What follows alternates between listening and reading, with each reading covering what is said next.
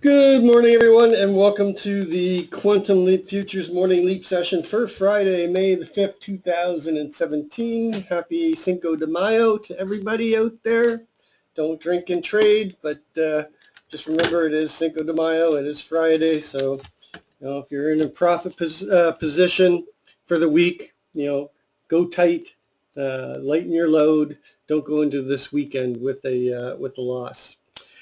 Each morning we get together in these go-to sessions to take a look at the market, macro to micro, take a look at the structure of the market, and then we drill down to our trade levels, our targets, and our hypotheses for the day. We do create multiple hypotheses in order to have a plan in place for whatever the market throws at us. We do not know what the market's going to do. The only thing we can do is have a plan for what the market is doing so that we can execute that plan once we determine who's in control of the market. This is a subscription room, so if you're interested in checking it out, send me an email at quantumleapfutures@gmail.com. There's no website, there's no blog. This is not a commercial venture. We do everything live here in the go-to session, and then we do live trading and analysis during the course of the regular trading hours. Please read through the disclaimer. Nobody at Quantum Leap is a certified trading advisor. We are retail traders operating within a self-organized learning environment. Past performance is not indicative of future results, and any trades that you see in Quantum Leap are for education purposes only. Please trade your own due diligence, your own trade plan, and your own risk metrics. Okay, so let's take a look at yesterday. Yesterday, we were looking for a rotation down, and then we were looking for a move up and a move towards the week high that we put in at 90.75, and then a push through to 93. And what did we get? We got chop again. We are just we have been stuck in this balance area around the 83, 85 area. Best trade of the day. FUBAR Mr. Sneaky Tech Gap caught the low of the day and rotated up. I actually tried to take it based on the double Renko reversal and put my order in at 78. I did not see this. I was paying attention to the Renko at the time, and a lot of times the FUBAR Mr. Sneaky Tech Gap will show up at the same time as the double Renko reversal. Problem is, the entry of the double Renko reversal was on the second Renko bar, and I put my order in at 78, and they came down, and they did not pick me up, and then they rallied and missed a nice 8.5 point move. If you don't learn anything in this room, learn those two setups, and then test them for yourselves and start trading them. This will pay you every month. It doesn't set up all the time, but it does set up enough. Anyway, we closed near the highs last night.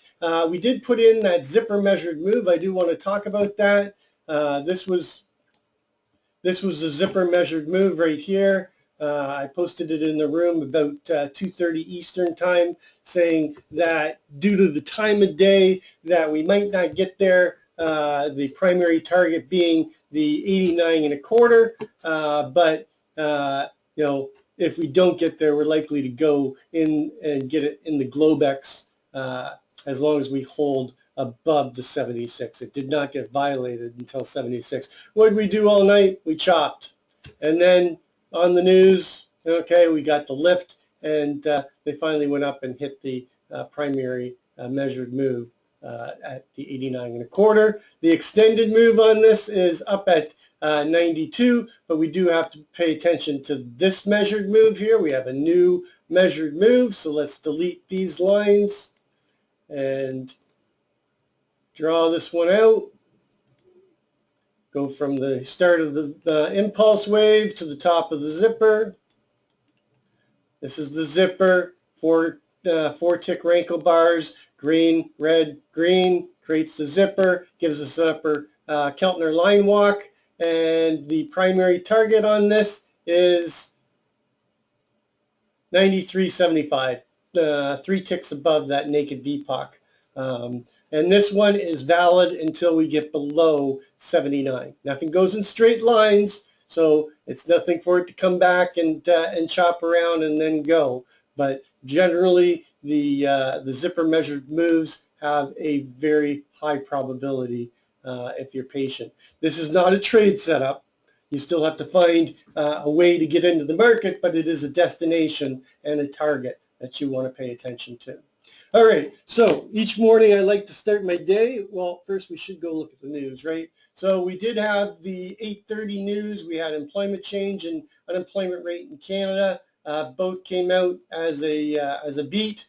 We had the average hours earnings came out as expected. It's the non-farm that we were waiting for, and we got a beat on that. 211 versus 194, and the unemployment rate came down slightly.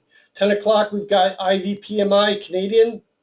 11:30, we've got Fisher speaking, but we do have Yellen speaking and Evans speaking at 1:30. So we have some late Friday news. Just, like I said, be careful today. And certainly with it being Cinco de Mayo, don't be drinking and trading, just like you should never drink and drive. Okay, so let's start with just a basic candlestick chart. I use my paper money for doing homework, and what I do is I start with a monthly chart, and I use a 9 EMA and a 20 SMA on all my charts.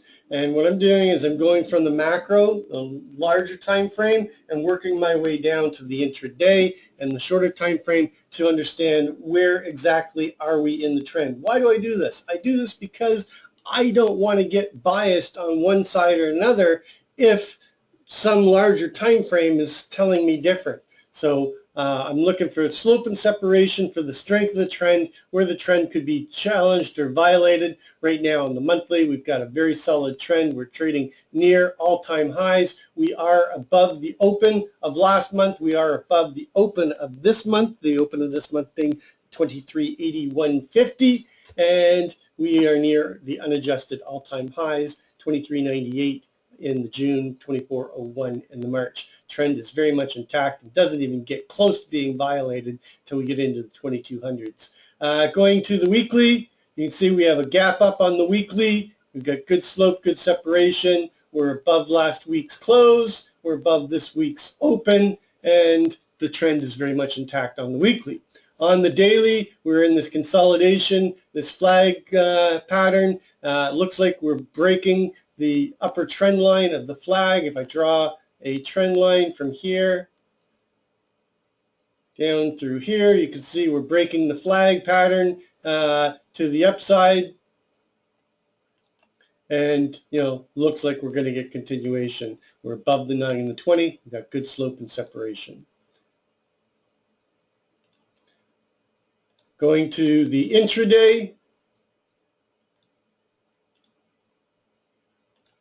we are in a sideways consolidation on the 4-hour, just chopping around. We are coming up, and we just put in, another top at that 90.75. This is a week high. I'm expecting it to be broken. It is not just weak in terms of being not strong. It is our week high.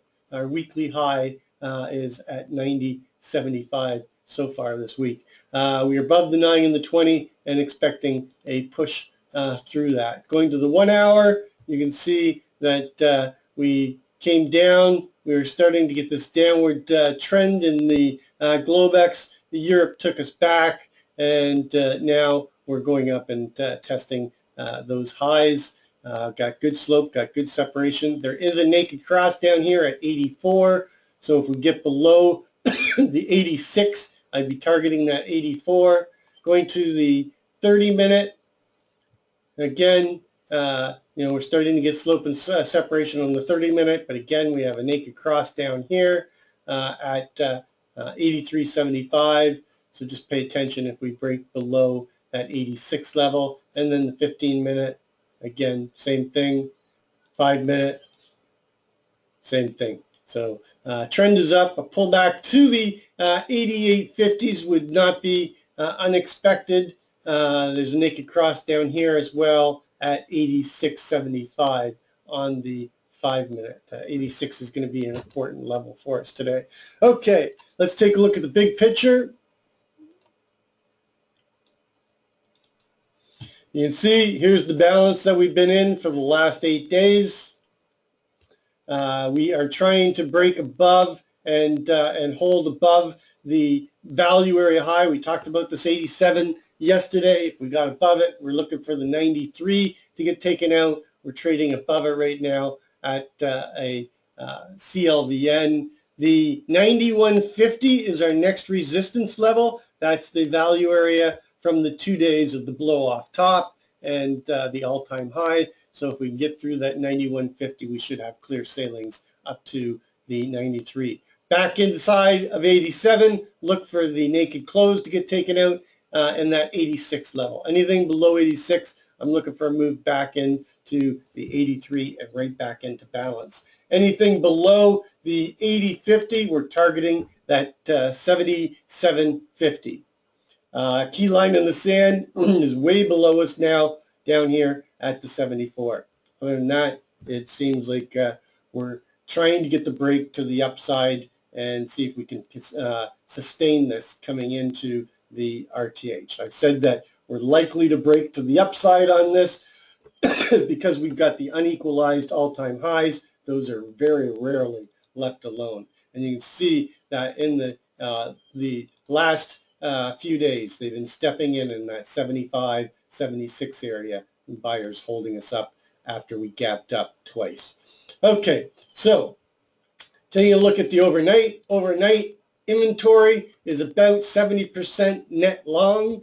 That's why we want to pay attention to that 86. If we get below the 86, we have to worry about the fact that you're going to have some buyers that are stuck in the hole to the long side, and they could get punished and they could come down and test this 79, if not the 77 level. Very thin profile, but again, most of the volume went off in that 85, 86 area in the balance. And it's really a wide balance area between the 83.50 and the 86 area. Little bit of an LVN right here at 89. And then we've got the value area high from the overnight session at 88.75, but I'm watching that 87. So taking our overnight numbers so far, and it could change. So far, our overnight high is at our week high, weak in all sorts of ways, and it is also our overnight high. Our overnight low is not likely to change.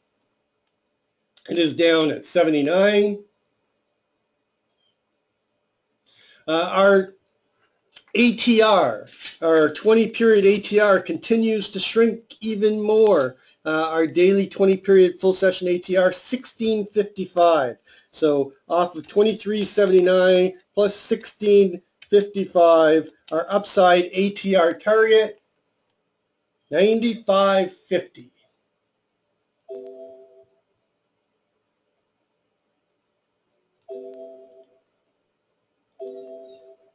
And off of our overnight high of 90.75,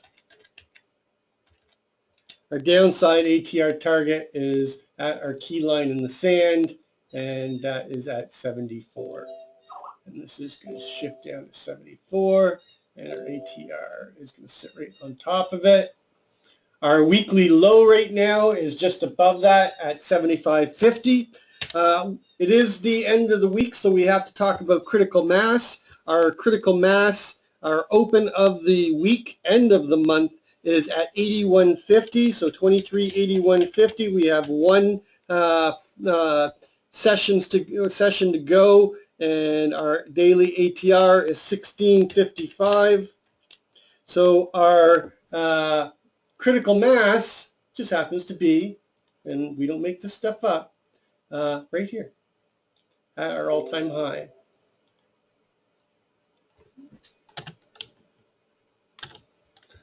Oh, crud.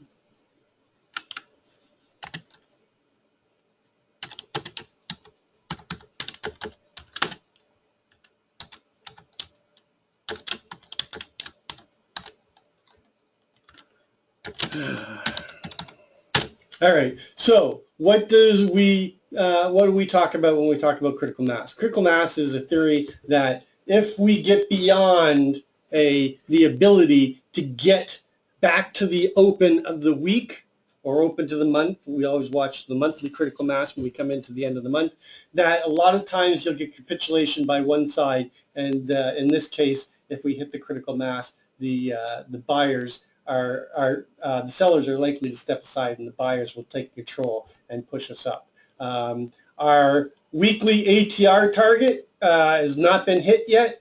For the low of the week of 75.50, our weekly upside ATR target based on a 20 period weekly at 33.80 gives us an upside target of 24.0925. So if we get above critical mass, we've got to be starting to think about the possibility of going up and hitting the weekly critical mass, and of course going up and hitting rule of 10. Rule of 10 is when you hit a centennial number for the first time. Generally, you push through at some point in time by the 10 points. So 9.25 is just below 24.10.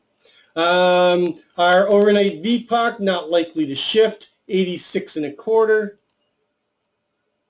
Just on top of our value area high, and there's a little bit of an LVN, but I'm watching this 87.75.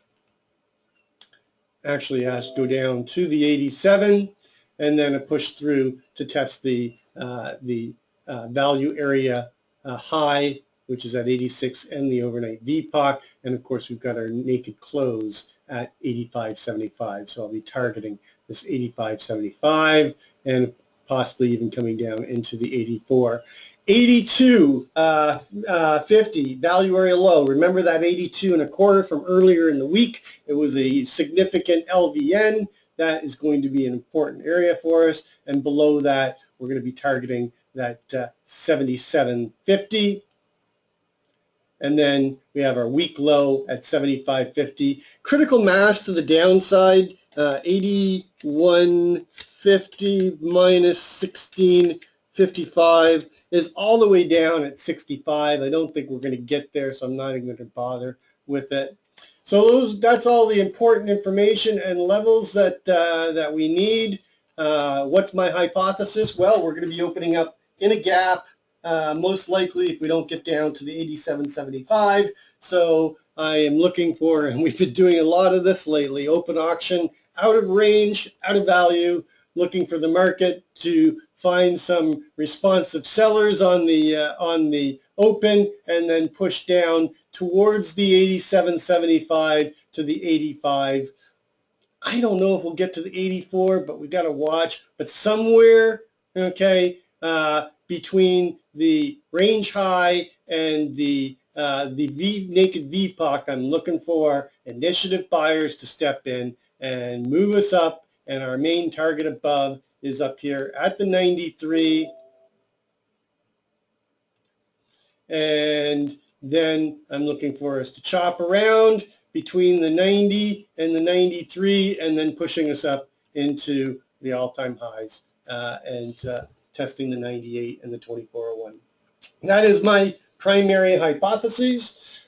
My secondary hypothesis would be an open auction out of range, a push up into 93, finding responsive sellers, coming down into the value, chopping around in value, and closing somewhere back in this this balance area and between the 87 and the 80.50. That's my hypo 2. My hypo 3 is an open test drive or an open drive. Anytime we have an open auction out of range, we have to be cognizant of the fact that we can get a gap and go day, and we are breaking out of balance. So this has pretty much equal weight to my hypo 1, and I'd be looking for a open drive or an open test drive, the test being to the overnight high and to the range high from yesterday, and then a very strong push up into the 93 area, chop around here, get a gap and go day, and go and take out this 2401 and close somewhere, okay, between the 95 and the 2405. So continuation gap and go day. And then the fourth hypothesis is an open auction out of range, a push up, failure to take out the daily ATR, rotate down into the balance, chop around here, and then fail and come down and test the 74, if not come down to the 70 and a quarter. This is a low likelihood scenario for the auction. So those are my four main hypotheses. Going to the gold, I think gold is now going into a basing pattern. The two-day balance, the two-day microcomposite VPOC is around 29. We said once we got down here, we were likely to chop around between the 27 and the 32, I think I said. We are finding the balance here at the 29.40 area. Key level to watch, anything below 25.60, then we'd be looking and targeting where the composite VPOC was prior, which was down here at the 21.90. I don't think it's going to shift. We did a fair amount of volume up here at the 54.7. If we get above the 39, well, the first level I'd pay attention to is the 34.80, and above that I'd be looking to take out the high overnight, which was 36, and then coming up and testing the 39. Anything above 39, I'm targeting the 43 area and the 46 area. And then above 46, it's all about coming back up into the balance from this prior microcomposite in around the 51 and back up into the composite VPOC, or the most traded price, going all the way back to October 9th, 2008, which is up here at 54. And then I'd be looking for the continuation up. We've got a $46 move down. We don't have a lot of downside. I mean, that's only on this last leg down. So you've got 1, 2, 3, 4, 5. This is a 5-wave Elliott wave pattern. We should now get our corrective wave, okay, and a ABC, and start working our way back up. And at least get a retracement from the significant breakout candle. The significant breakout candle high is 57.80 and the low is 36.40. So the 50% of the significant breakout candle is 47.10. And that's the next key target right now above.